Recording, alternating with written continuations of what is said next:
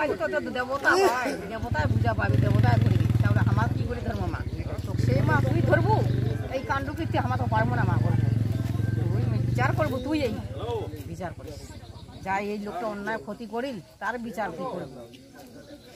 মন্দির মানুষের আস্থাস্থান, আর আস্থার স্থানের মা কালী পুজো অর্চনা আমরা সবাই করে থাকি। আর এই মা কালী শ্মশান ঘাটের মা কালীর মূর্তি ভাঙার ঘটনা ঘটে গেলেও খড়িবাড়ির এলাকায় মন্দিরে দুষ্কৃতীদের হামলায় ভাঙচুর করা হয়েছে শিব এবং কালী ঠাকুরের মূর্তি। খড়িবাড়ির অধিকারী সংলগ্ন বারাসাত বিচার ঘটনায় চাঞ্চল্য এলাকায়। জানা গিয়েছে শুক্রবার ভোর রাতে কয়েকজন দুষ্কৃতী বারাসাত ভিটায় বালুবাড়ি শ্মশান ঘাটে মন্দিরে থাকা শিব এবং কালী ঠাকুরের মূর্তি ভাঙচুর করে। সকালে গ্রামের লোকেদের নজরে আসতেই চাঞ্চল্য ছড়ায় এলাকায়। ঘটনার খবর পেয়ে ঘটনাস্থলে আসেন খড়িবাড়ি থানার পুলিশ। স্থানীয়দের অভিযোগ, এলাকাতে অশান্তি ছড়াতে দুষ্কৃতীরা মন্দিরের কালী এবং শিবের মূর্তি ভাঙচুর করা হয়েছে। পুলিশ তদন্ত করে দোষীদের দ্রুত গ্রেপ্তার করুক। দোষীদের কঠোর শাস্তির দাবি জানান স্থানীয়রা। অন্যদিকে এলাকাকে শান্তি বজায় রাখতে মোতায়েন করা হয়েছে বিশাল পুলিশ বাহিনী। গোটা ঘটনা তদন্ত শুরু করেছে খড়িবাড়ি থানার পুলিশ। পরে খবর পেয়ে ঘটনাস্থলে আসেন মহকুমা পরিষদের কর্মাধ্যক্ষ কেশরী মোহন সিংহ সহ খড়িবাড়ি ফাঁসি দেওয়া বিধায়ক দুর্গা মুর্মু। মহকুমা পরিষদ থেকে 10,000 টাকার পুজোর জন্য প্রসাদ প্রদান হবে। পাশাপাশি পুজোর এক সপ্তাহ পরে মহকুমা পরিষদ থেকে যতটা সম্ভব সাহায্য করা হবে বলে জানান কেশরী মোহন সিংহ। তাতে কি হয়েছে আজ, কি দেখলেন আপনি?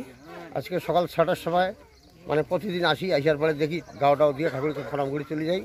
আসি দেখি ঠাকুরের ভাঙাচুর, হ্যাঁ, যা পয়সা করেছিল, পয়সা করিও ছিল কিছু, ওটাও নিয়ে গেছে ঠাকুরের পয়সা। তারপরে লোকজন জানা পায়, সবাইকে জানিয়ে দেওয়া হয়। এই ধরনের ঘটনা কি এই এলাকায় ঘটেছে আরো? না, ঘটে নাই, এই প্রথমবার। এটা কি মনে হচ্ছে কারা এই ধরনের ঘটনা করতে পারে? এখন যে কি করলো, কিভাবে বলেন, ঠাকুরের উপরে কাকে ধরবেন? কারো উপর সন্দেহ? না, আমাদের সন্দেহ কারো উপর নাই।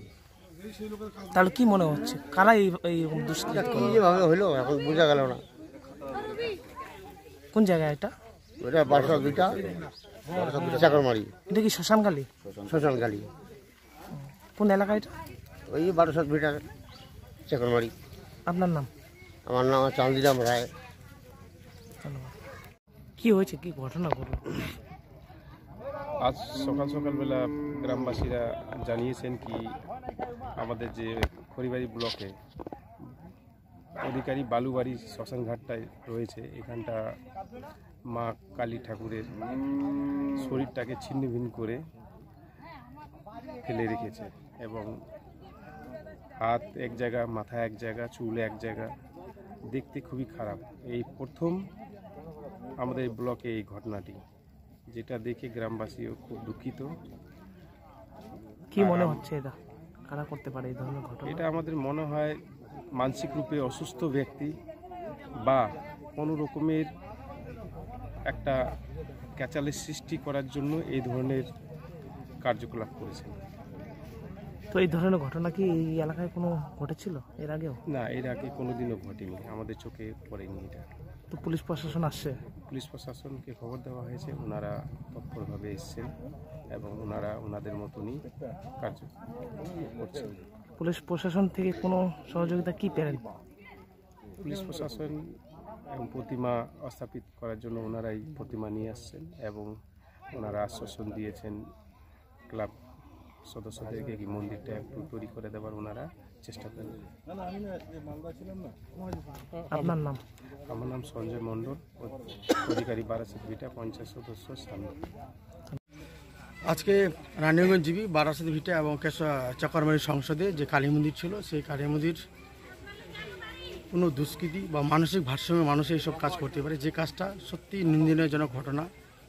যে আমরা প্রত্যেকে মানুষে জন্মের পর থেকে কিছু না কিছু, কেউ সবাই কোনো না কোনো ধর্মের প্রতি বিশ্বাস করি।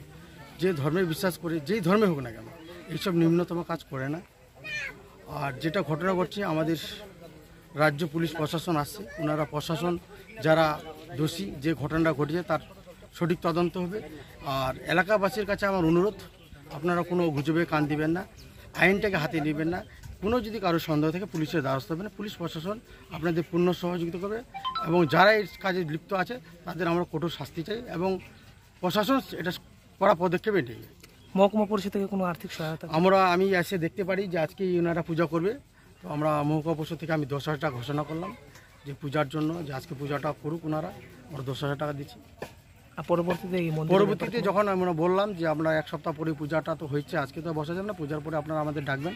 আমাদের অ্যাঙ্গেলে থেকে মহকুমা পরিষদ থেকে যতটা সহযোগিতা করা, আর শুধু আমরা না, একটা মন্দির তৈরি হয় তখন তিলে তিলে যখন জমা হয় তারপরে মন্দিরটা তৈরি হয়। তো এলাকাবাসীর পূর্ণ সহযোগিতা লাগবে, তারপরে আমরা যেটা করার আমরা করব।